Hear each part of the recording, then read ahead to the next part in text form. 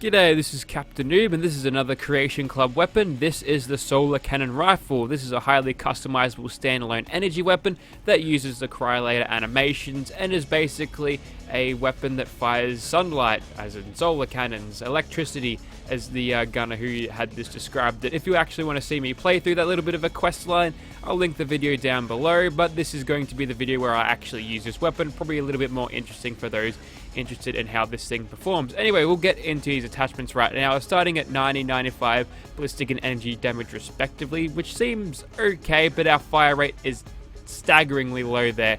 And when we get into it, you can see that it's even held back even more by its slow projectiles. You think the plasma rifle's projectiles are slow, Ben?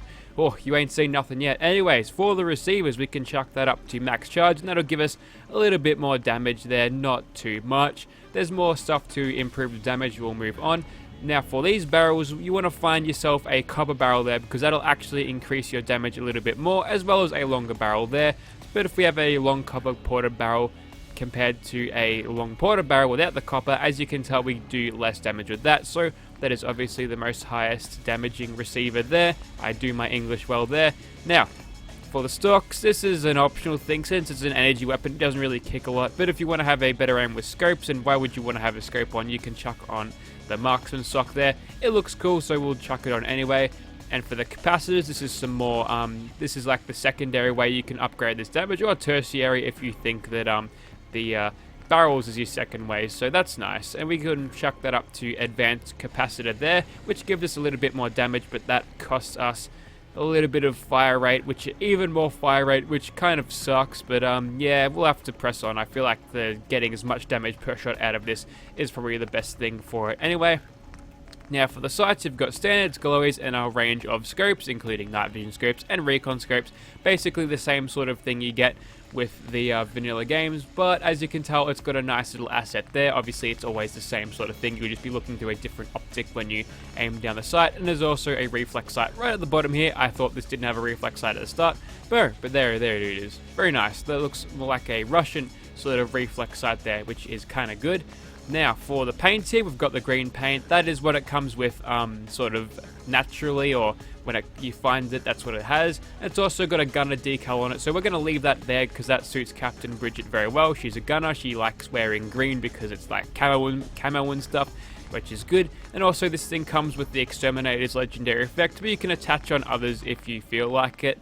But you know what, we're going to leave this as Exterminators. If we happen to run into any bugs while we're using this, I feel like we'll be taking them out nice and easily. So that is our Solar Cannon Rifle there. We'll create a few others and we'll take them into Gunner's Plaza, see what we can do.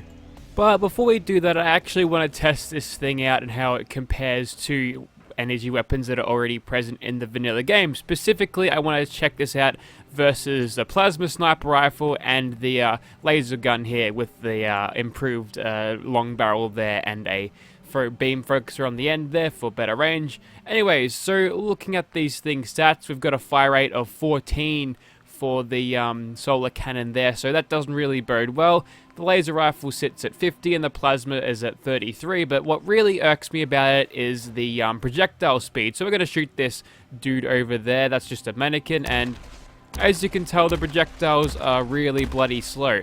And if I whip out my plasma gun, you can tell that the projectiles are so much faster, so that's really going to hurt our aim a bit because we're going to have to lead a ton, and with the gunners dancing around in close quarters, I feel like we're going to miss a lot. Obviously, compared to a laser rifle, there's no comparison there. The laser rifle is supposed to be a hit scan weapon, as projectiles travel at the speed of light. But in terms of damage, we want to actually look at the damage here. So 126, 126 and 131 versus 181, 181. Obviously, we get a little bit more better damage than per shot, at least, than the laser gun. Sorry. Again, we lose so much of that fire rate that I'm actually wondering whether this thing is actually viable at all.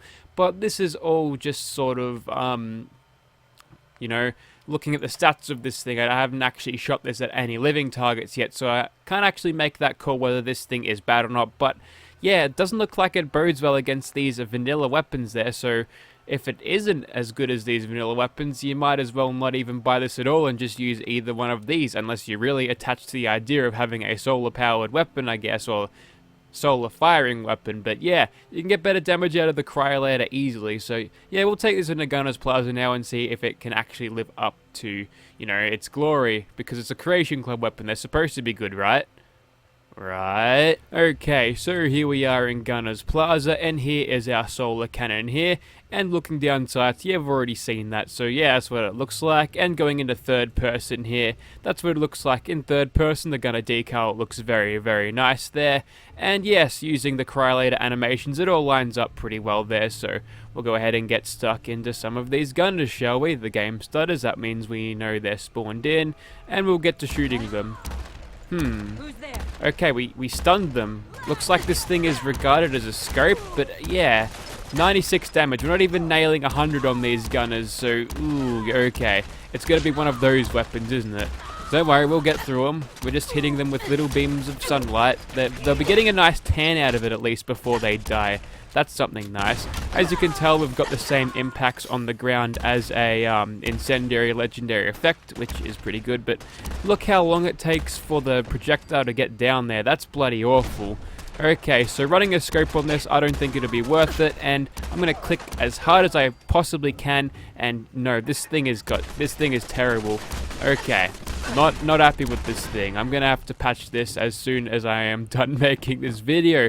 One of the first upgrades I'll make is a projectile changer for the projectile speed. The damage is sort of secondary, but if we can get that projectile running at a good speed and maybe increase the fire rate, yes, I'm formulating ideas already. This will be a good Creation Club patch, and everyone will love it, and everyone will actually buy this thing.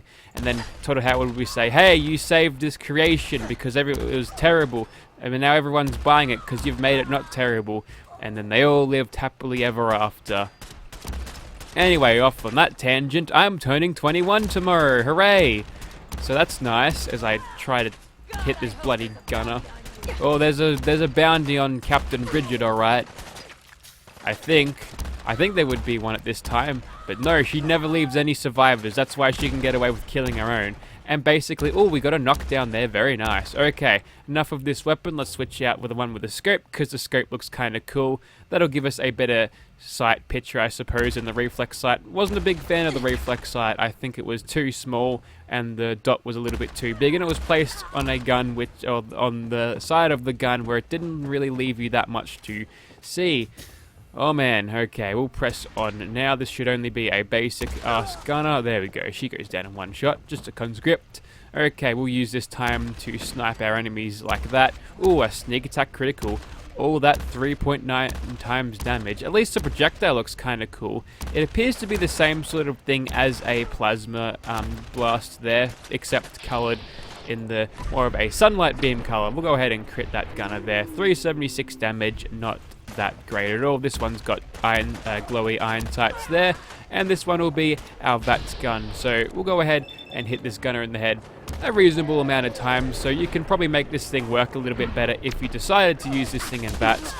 Although if you crit all the time, you're going to slow down your shots by quite a lot, so that's a shame. Okay, hopefully with one crit we can finish that Gunner. Okay, that's Captain Bridget over. That's the synth Captain Bridget. She's the evil one. She's the one I gotta kill. And VATS protection doesn't protect me against her overpowered damage over time pistol, so hopefully she doesn't shoot me too many times. Yeah, the mysterious stranger is getting in there. Mind if I borrow that Magnum off you? It seems to do better damage than what I have. Alright, Captain Meet the real... Oh wait, I made that joke several times already. Okay, she's going for a reload. Now she's disappeared. I think I knocked her down, which was convenient. We'll use this time to back off a little bit. We'll go into Nerd Rage, and we can really see how long this thing takes for its projectiles to get there. Okay, we'll switch back over to reflex sights. Nope, the scope's better. I like the scope the most, even though it's the most impractical on this weapon because the projectile speed is slower than, you can say, Snuffleupagus, but in backwards Latin. Satan speech. There we go, knocked myself down again. That's nice. Okay, we should be able to get her before she gets back up. We knocked her down again, but she was in the process of getting up already, so all she had to do was resume those animations. There we go. Okay, so maybe there is a little bit of a knockdown chance for this thing, and with a scope it's more, but that doesn't seem to be the case. Now we're going to have to play super conservatively because, yeah, we're not going to be able to tank too much damage. Although we could pop a stim pack right now, I feel like this thing is a little bit more interesting if I don't pop a stim pack and go into full survival mode. Okay, we'll switch to our one with glowy sights and no stock, and then I'll just kill this gunner very cheaply using bats. Hopefully we can get ourselves a few more hits with this. Okay, 3 consecutive headshots takes him out. That's par for the course when it comes to weapons like this. But yeah, I still would have been better off with a laser rifle. A crappy, low-level, low-tier laser gun can probably perform better than this, which is a shame because I spent $4 on this. Ooh, 1600 damage against you. I don't know how I pulled that off, but that was kind of good. If we can get that damage more often, maybe with sneak attack criticals, it's sort of bound to be like that. There it is again, hitting over 1k damage. Maybe it's because they were low level, and I get a little bit more damage against them. But anyways, we'll go ahead and kill this gunner captain. Ooh, he ragdolls and gets thrown into the next room. I don't think we can even bother shooting him now. I think we'll just change targets there and miss consistently. This is what sucks about not having a hit scan bullet weapon. The penetrator perk doesn't really work with it, so yeah, that's a shame. Okay, don't die, Bridget. You've got this. We've got the turret over there. That should be easy prey. That thing doesn't move, so our projectile slowness doesn't really affect it. That one's... yeah, okay, he's moving slow too, so if we can cripple their legs, which I'm not sure why his legs were crippled, I didn't hit him there, maybe he broke his leg whilst he was thrashing around, but yeah, not impressed with this weapon. It sucks. I'm gonna have to change it. And you really want to see me fight a monster with this thing? I'm going to die and I'll call it at that, but alright, we'll see if we can do the best we can. We've got as many crits as we can. We'll get those crits going, I think. Okay, so there's one over there doing his thing. Is he hostile? No, he's not hostile. He will be in a second. So what we want to do here is get as many crits on him as possible. And to do that, hang on, where are my mines that I've placed? Okay, there's 1, 2, and I can't see the other one. Okay, there's 1, 2, and 3. Okay, so I'm going to test whether we can actually proc... hang on, we've got to make sure we're sneaky here so we get a little bit more sneak attack criticals. Not on these mines, on Swan. So if we hit up those 3 and then use our remaining attacks on Swan, which there's another 3, so probably wasting this a little bit. I'm actually wondering whether we can get gun fu to proc when we actually fire at mines. Hopefully the mines are not close enough to each other to trigger. We miss all 3 shots anyway. Wow, you can actually trigger gun fu by doing that. That's possibly exploitative. If you had the deliverer, right, and you had 3 mines just set up wherever, and you wanted to take out some dude from ages away with a suppressor, you could probably get away with doing that over and over. Oh god, we could actually might have a chance against one here if we can keep on ragdolling him like this, which would probably be possible. So we're getting 301 damage on him at most times. We're going to switch to the scope one because I feel like that might have a better chance to activate the sniper knockdown. Maybe that's not the case. There we go again. So it's a little bit more infrequent feeling with this weapon simply because it fires that slowly, but it looks like we might be able to beat Swan at well, not at my game, because his game is running up and hitting things with a giant anchor, which where would you get a giant anchor like that? That's an upscaled version of the one he usually has. That must have been like a ship bigger than the Titanic to have anchors like that. But good on him for doing that. Maybe he forged it himself because I guess swans get clever in their old age. No, I think it's the other way around. They get stupider as they get bigger, which is, I don't know, it's a shame. Pretty horrifying thing, FEV. If it ever became a real thing, I'm pretty sure it would be banned as soon as it existed. But I don't think we'll have anything like that ever. I don't think it's too realistic, but in the sci-fi science sort of fiction-y sort of Fallout type and mutants and everything, I feel like it fits quite well. We'll bring out our one with the reflex side again, just so we get another VATS blitz on him. We'll go ahead and just hit him with as many crits as we can. There we go, 1k damage. That's the sort of stuff I want to see there. He's gone into block mode there, which will reduce some of our damage. I think we're in a state of caution where he can actually... Nope, never mind. Okay, looks like it's a little bit of time in between sneak attack crits where we can get them, but yeah, if we can nail that over 1k damage, that's pretty good, and we've just used all of our crits on him. There it is again. So it looks like every second shot. Okay. Keeping aim down sights, knocked down again, and now we're in danger, which means it's time to run this way. run very, very far this way. Now, since we're in the night, we should be okay just to leave that assaultron alone. And huh, did he fall through the earth? I think we may have beaten him just because he glitched. You know what? I'm gonna take that. That's fine. The moral of the story is, sure, you can beat Swan with this, but it's going to take ages, and depending on how lucky you are with the sniper knockdowns, yeah, you might take a while with this. But yeah, there you have it. That was the solar cannon against Swan there. Underwhelming as it was in Gunner's Plaza, but it'll do the job if you're patient, I guess.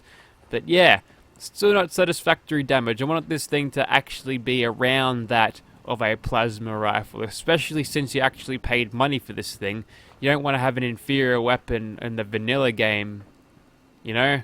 So yeah, it's one of the more baffling things that they give you weapons. They make you pay for weapons that don't do anything better than vanilla game weapons, because yeah, this thing is pretty much outclassed by a plasma rifle in pretty much every way. No offense to Shoe Burglar who actually put this together. This is a high quality piece of weapon, but those numbers, they need to go up, bro. And don't worry, I'll do that myself. But yes, Shoe Burglar, you did pretty well. I do enjoy your other mods there. I remember the Plas Cycler, that little revolver type thing. That was good. I also made a joke there about him stealing my shoes because, yeah, that's a funny joke to make with his thing. Anyways, so that was the solar cannon right there. It's a flawed package, but I'm going to patch it and hopefully you might find some better use out of it. I certainly will after the patch. So, yeah, stay tuned for that. Thank you for watching, guys.